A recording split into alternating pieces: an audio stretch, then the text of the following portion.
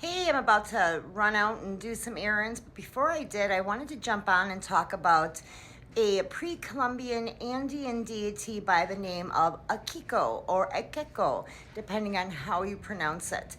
Very similar to San Simon. You probably have seen him. He's kind of like a chubby little mustache man. He's always carrying around lots and lots of gifts. He is very popular in Bolivia, Peru, even Chile and Argentina. Some of you may be familiar with the La Paz Bolivian witches markets, which I've always wanted to travel there specifically to visit the witches markets, but the elevation can be difficult for people that don't have great lungs. So today is Ekeku's feast day, and so in La Paz, Bolivia, and surrounding areas, today is a day where people will visit the markets and they will purchase an Ekeko statue for 2026. He is known as a wish granter. He is attached to prosperity, joy, fertility, abundance. You find him in many homes and many businesses all over South America, Central America, and even here in the U.S. and some parts of Mexico. So he is quite popular.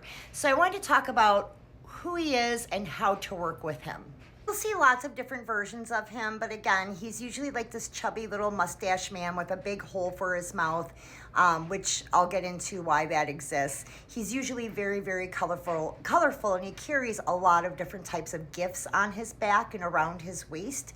So he is known for warding bad omens, and there are some rites and rituals associated with him.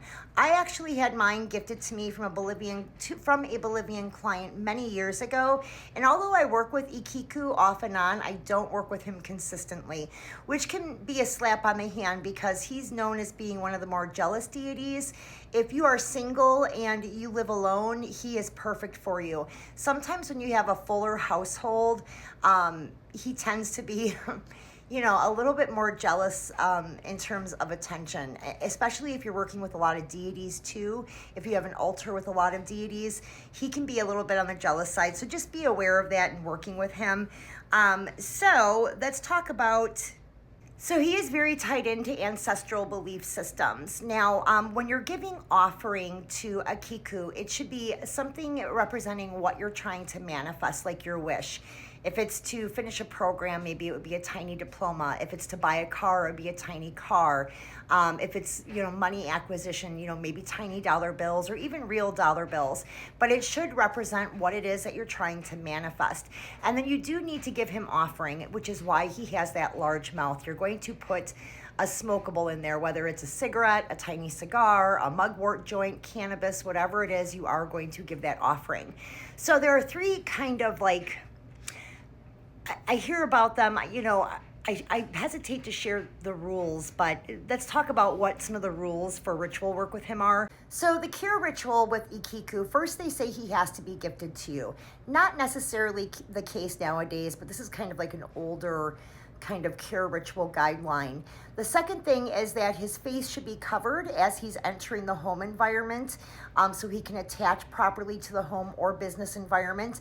Again, I don't feel like that's necessarily a make or break scenario in terms of his cure rituals.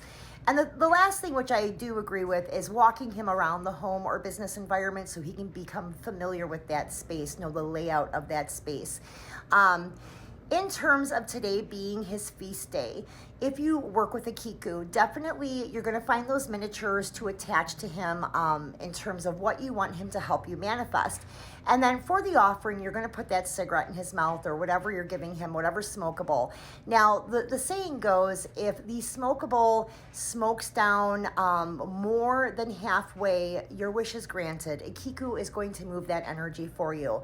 If it smokes down less than halfway, it might be too much for Ekeko to move, and he might not be able to manifest it for you. Now, ongoing work with Ekeko, twice a week you should be giving him smokables or little shot glasses of liquor to keep an energetic balance between the two of you so that he is willing and wanting to work with you. I am going to put his Decalogue in here just so that you're familiar with that if you do work with him. So watch to the end. I'll put that up on the screen. And then other than that, today is his feast day, and It is an exciting weekend here in Minneapolis. I will certainly be attaching lots of peace and calm to my Ekeko statue tonight. Other than that, you guys, stay magical.